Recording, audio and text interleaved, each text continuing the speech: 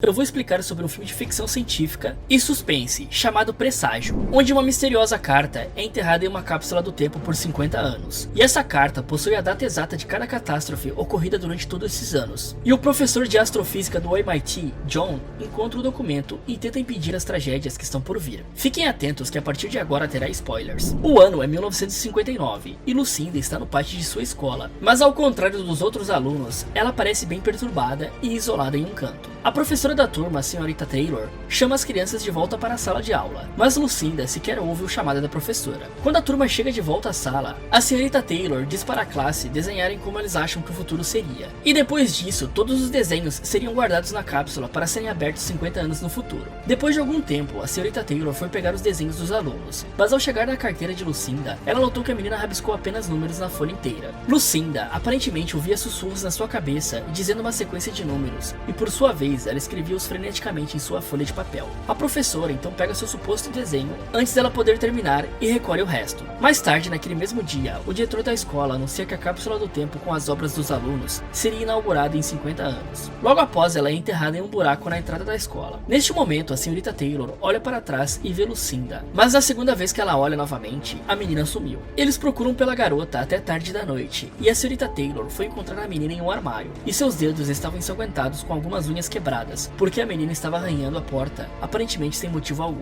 Lucinda então pede pelo amor de Deus para a professora fazer as vozes em sua cabeça pararem de sussurrar. 50 anos depois, John está olhando através de um telescópio e diz a seu filho Caleb para vir e dar uma olhada nos anéis de Saturno. O menino pergunta a ele se alguém encontrou vida em outros planetas, mas John diz que somos só nós por enquanto. No entanto, Caleb pergunta quantos planetas potencialmente podem hospedar a vida, e John explica a ideia da Zona Cachinhos Dourados, mas o garoto já sabe disso. Caleb então vai para o seu quarto para assistir TV, e John chega mais tarde, para dizer a ele para ir dormir, porque ele tem aula no dia seguinte. Caleb então lembra que é o aniversário de 50 anos da escola, e que ele não iria ter aula naquele dia. E antes de ir embora, John coloca Caleb na cama e diz que o ama. O menino então tira seu aparelho auditivo e o guarda no criado mundo. Mais tarde, John bebe observando um presente misterioso em cima de um armário até dormir, enquanto ele pensa em sua esposa que faleceu no ano anterior. John trabalha no MIT como professor de astrofísica, e a palestra que ele ministra reflete o principal problema filosófico do filme, o tema do aspecto aleatório versus determinismo no universo. Ele volta à ideia da Zona de Cachinhos Dourados com os seus alunos, que basicamente consiste em um hipotético exoplaneta estar localizado na zona habitável de uma estrela, assim como a Terra. Seguindo essa analogia, um planeta Cachinhos Dourados seria aquele que não iria se encontrar nem muito perto e nem longe demais de sua estrela, ou seja, no lugar perfeito para haver vida, privilegiado dos outros. O professor explica os dois lados do argumento, sendo um lado o da ordem e do propósito, e do outro lado a coincidência. Quando pressionado pelos alunos sobre a sua posição sobre o assunto, John diz que acredita que as coisas simplesmente acontecem. Depois disso, o seu amigo cosmologista Phil caminha no pátio da escola com John, conversando sobre algum encontro que ele gostaria de marcar para John. E falando sobre encontros e datas, John se lembra da cerimônia do seu filho na escola, e chega um pouco tarde, mas ainda pega Caleb cantando no coral da escola. Quando a cápsula do tempo é finalmente aberta, a professora divide os envelopes entre as crianças, e ela entrega o envelope de Lucinda randomicamente para Caleb, e o menino se afasta do tumulto para abri-lo. No momento em que ele abre e vê aquele amontoado de números, ele percebe uma figura misteriosa olhando para ele junto com aquele mesmo sussurro que Lucinda ouvia quando escrevia a carta.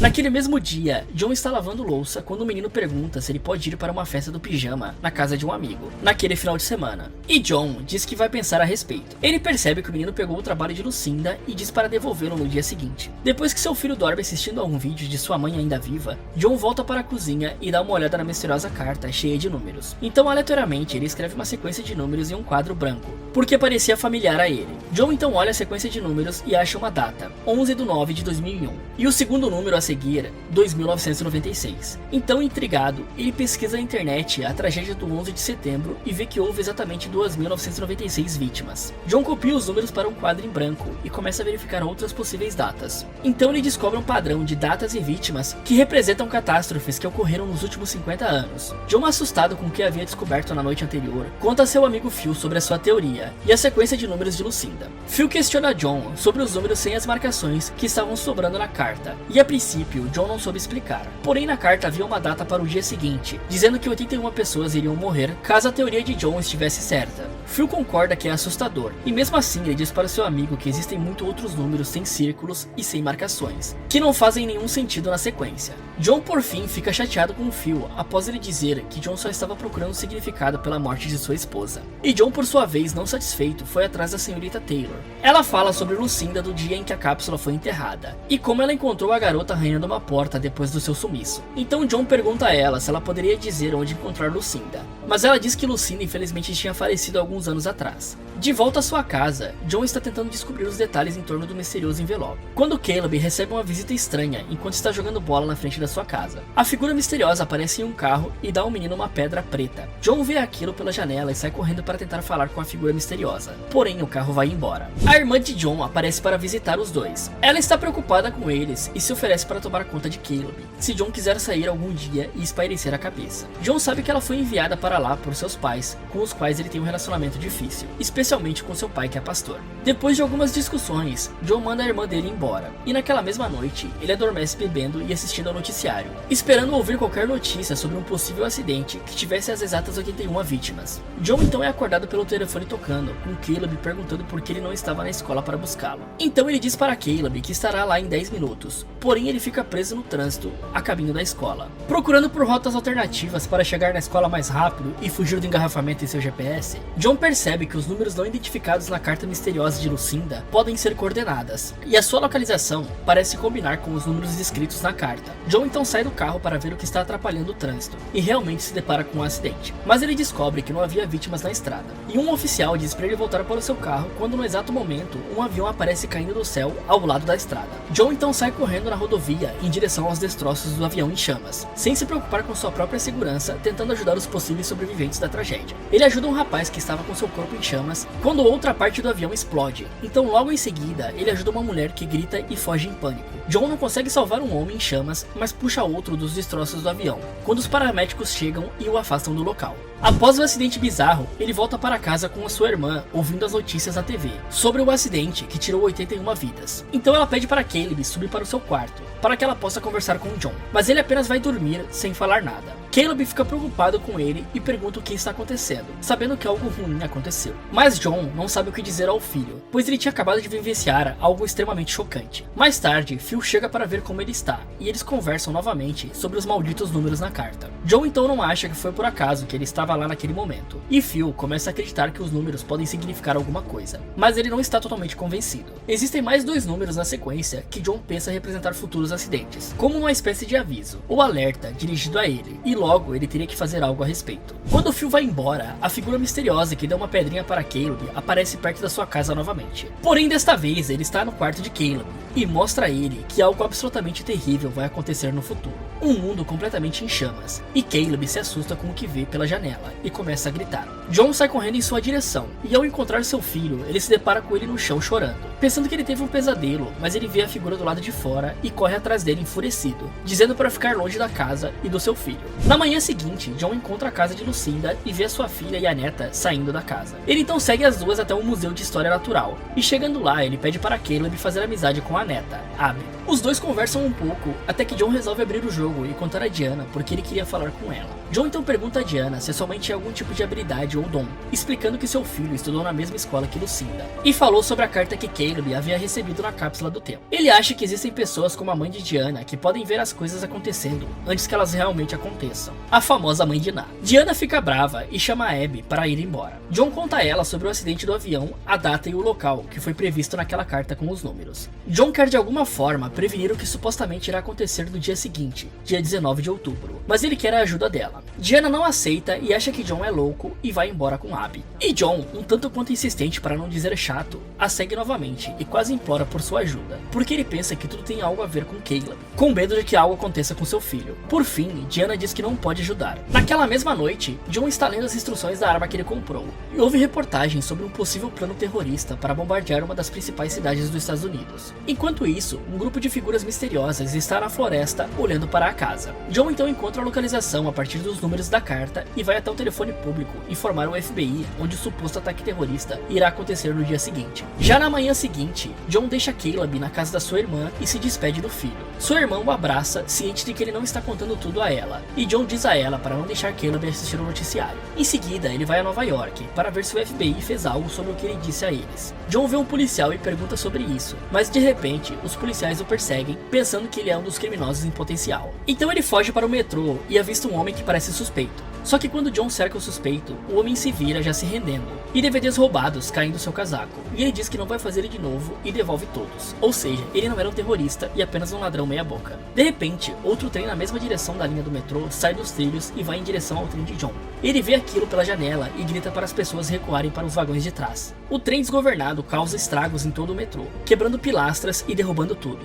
John sai do caos desnorteado e preocupado com o fato de que ele não conseguiu salvar as pessoas ou evitar que a tragédia acontecesse. Então ele chega em casa e encontra Diana esperando por eles com Abby. Caleb então leva a Abby para dentro da casa e Diana imediatamente conta a John o que sua mãe Lucinda lhe contou sobre o dia 19 de outubro. Ela diz que Lucinda falava desse encontro o tempo todo, porque estava convencida de que era o dia que Diana iria morrer. Na próxima cena, vemos 4 dentro do carro, indo para a casa de Lucinda. As crianças estão dormindo no banco de trás, e Diana então conta abertamente que não quer acreditar que alguém possa prever o futuro. Além disso, ela não quer saber o que seu futuro lhe reserva. John conta a ela sobre o incêndio que matou sua esposa, e quando ele viu a data na página, ele imediatamente pensou que se tivesse encontrado a carta antes, ele poderia ter sido capaz de salvá-la e mudar o que aconteceu. E o seu motivo para tentar impedir que as tragédias aconteçam é saber se ele teria sido capaz de ajudá-los. E pegar as páginas com os números o fez questionar se as coisas acontecem de uma maneira pré-determinada, ao contrário de como ele pensava a vida toda. Ele chega à casa isolada onde Lucinda morava e deixa as crianças em segurança dentro do carro, enquanto eles entram na casa para encontrar algo que pudesse ajudar eles nessa loucura toda. Antes de entrar, Diana lê a escrita final na página e diz que não é um 33, mas sim um EE, escrito ao contrário. Dentro da casa, Diana conta a John que durante a vida toda ela acreditou que a mãe dela estava doente e que se mudou para a floresta para se preparar para alguma coisa. Eles entram no escritório de Lucinda e encontram recortes de jornais de tragédias ao redor do mundo, colados em todas as paredes do quarto, e um desenho da Bíblia que Diana arranca da parede e leva com eles. Em seguida, eles vão para o quarto dela, onde John encontra aquelas pedras pretas. Enquanto isso, no carro, Caleb acorda e vê as misteriosas figuras se aproximando no vidro. John encontra mais dessas pedras debaixo da cama dela, e ao levantar a cama, John encontra a frase "todo mundo" rabiscada na parte de baixo da cama, e ele percebe que o EE representava isso, everyone else. As misteriosas figuras estão quase no carro, então Caleb buzina para chamar a atenção de John e Diana. Quando os dois chegam no carro, Caleb conta ao seu pai sobre as figuras, e Abby diz que as figuras disseram que eles poderiam ir com eles se quisessem. John vê uma das figuras no meio da floresta e resolve persegui-lo, mas quando ele o encontra, ele tem uma experiência não muito agradável. Eles voltam para a casa de John e ele e Diana acham que as figuras o seguem há dias. John diz a ela que Lucinda pode ver o fim de tudo, mas ela ainda não acredita. Na manhã seguinte, John se aproxima de Abby, que está pintando uma imagem na casa da sua avó, e quando ele a vê, ele tem uma ideia do que precisava verificar no observatório. Quando eles chegam lá, Phil o segue até o seu laboratório, onde John procura por sua pesquisa sobre explosões solares. John pensa que os números são um aviso para todos sobre uma tempestade solar que pode exterminar toda a vida do planeta. Ele acha que as instituições governamentais já sabem o que irá ocorrer, e o anúncio será feito em breve. E John se pergunta como ele deve impedir o fim do mundo e desafia para ir para sua casa com a sua esposa. Ele vai atrás de Diana, que acredita que eles se escondessem no subterrâneo, eles poderiam ter uma chance. Então ela sugere algumas cavernas onde eles costumavam brincar quando era criança. John concorda e na próxima cena eles estão de volta em casa, juntando o máximo de suprimentos que conseguem levar para a caverna. Ele então finalmente decidiu abrir o presente misterioso que sua esposa havia dado ele antes da sua morte, e ele encontra um medalhão com uma foto deles dentro. Em seguida, ele liga para o seu pai para se despedir e contar a ele sobre o apocalipse que se aproxima. Seu pai lhe diz que se Deus acha que é sua hora, ele então irá e não tentará fugir do apocalipse. Quando eles desligam, John vai buscar Caleb e o encontra escrevendo números. Quando ele tira o papel, o garoto continua escrevendo na mesa, e quando ele tira a caneta, Caleb continua escrevendo com as unhas, assim como Lucinda fez há 50 anos atrás. De repente, John tem a ideia de procurar a porta que a senhorita Taylor lhe falou quando estava em sua casa. Ele invade a escola e encontra a porta que Lucinda estava escrevendo com as suas unhas, e leva a porta até a sua casa. E Diana, desesperada, diz a ele que eles precisavam ir para as cavernas.